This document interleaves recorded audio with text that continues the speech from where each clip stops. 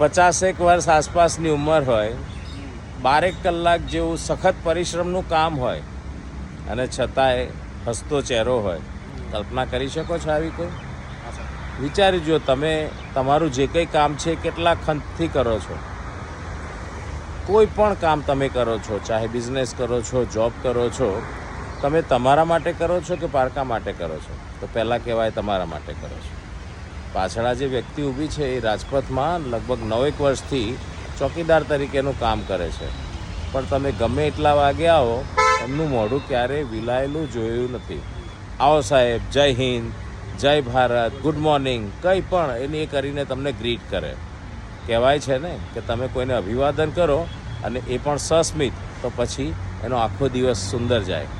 જો આ સિક્યોરિટીવાળી વ્યક્તિ કે જે રાજપથમાં આટલા વર્ષથી આવું સમજતી હોય, તો તમારે પણ સવારે ઉઠીને દરેકને આવી રીતે અભિવાદન કરવું જોઈએ. વિચારી જોજો, સસ્મિત અભિવાદન કરવું અને અંદરના ઉમળકાથી કરવું, તો સામેવાળાનો દિવસ સુંદર જાય અને આપણને કેટલા આશીષ મળે. જય હિન્દ, જય ભારત.